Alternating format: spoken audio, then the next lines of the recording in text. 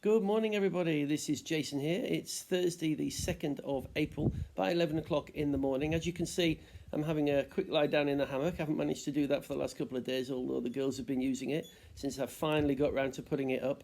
I'm going to continue on with my Digging for Antigua project today, hopefully. Do a little bit of filming of the seedlings so far and work on the plot.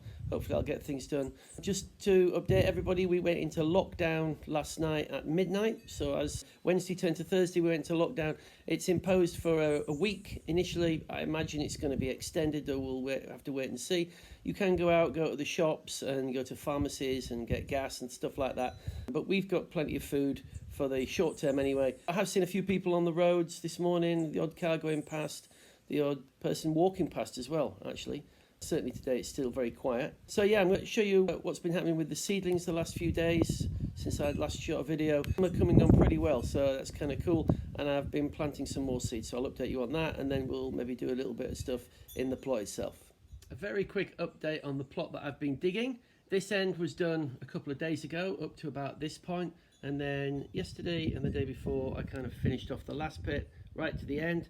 I don't know if you can tell, it's a lot higher at this end than it used to be. I've added about, I don't know, 10 inches of soil or something, and the soil's much improved. It's got some compost dug in, some topsoil from the other part of the garden. So things are looking good there. I'm hoping to get the fence up today.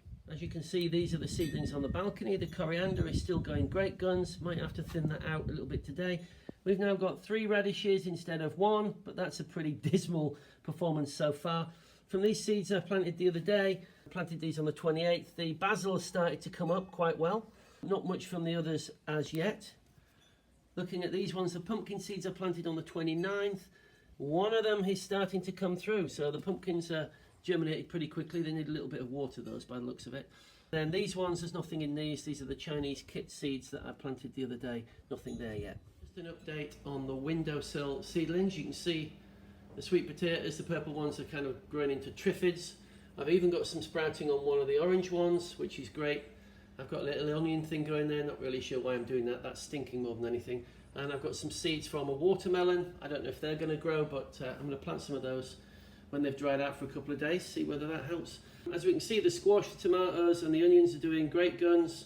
I retransplanted one of the squash seeds because it came out upside down, so it hasn't died in the last 2 days since I repotted it, so that's all good.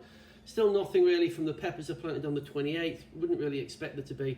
However, the thyme and the dill has started to sprout. So we've got one thyme seedling sprouted. You see a tiny little seedling there, which is entirely appropriate because the seeds are so small. And the dill is going great guns. I'm really keen on these peppers coming up, so fingers crossed for me, everybody.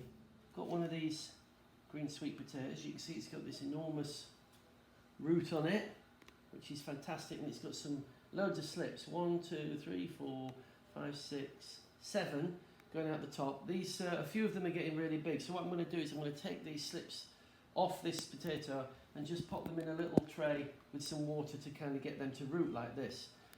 I've seen different ways of doing this on the internet. Some people cut them off, other people twist them off. I'm just going to twist them off and then just pop them in the water and then leave them there for a few days, and hopefully they will root and then they'll be ready for planting. So I'm just going to, I don't know if you can sort of see that, I'm just going to twist it off. Well, it's quite hard actually. Okay, so I've just twisted that off. If you can see the end, I'm just going to literally pop it in the water. Same for this one. Twist it off. That one came off a little bit easier. I don't know if you can see the end there. It's just, it's got a little bit of potato with it. Shove that one in. And I think for the moment I'm going to leave the rest until they grow to be about 3 or 4 inches. These ones just need a little bit longer. Perfect.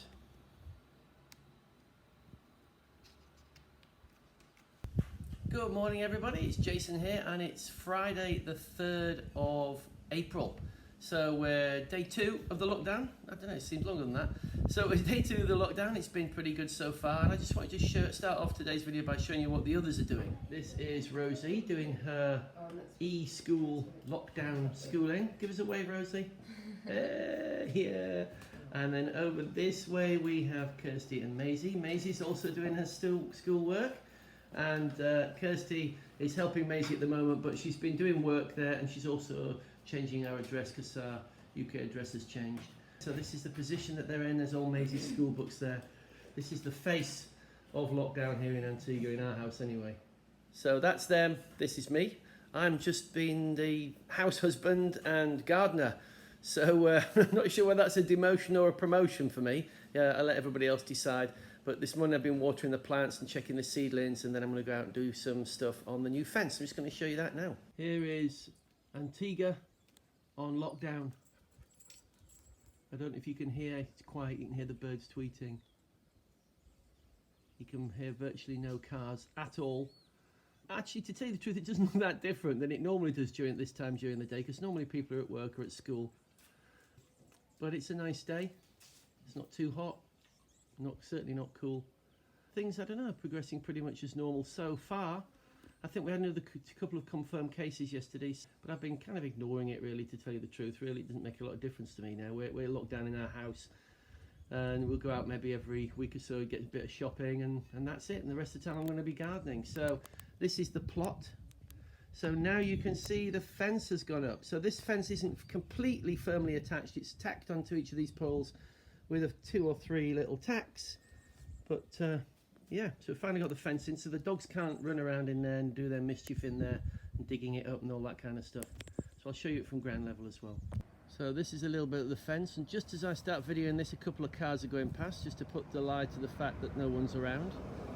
People are allowed to go out if they're to buy essential supplies, food and pharmacy supplies, that kind of thing, just like in most places.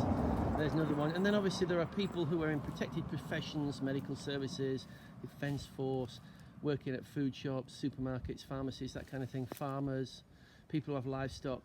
They're obviously out and about as well, so you do see a few cars. So this is the fence anyway. You can see that the gate hasn't been finished. I've just really tacked it along that side and this side.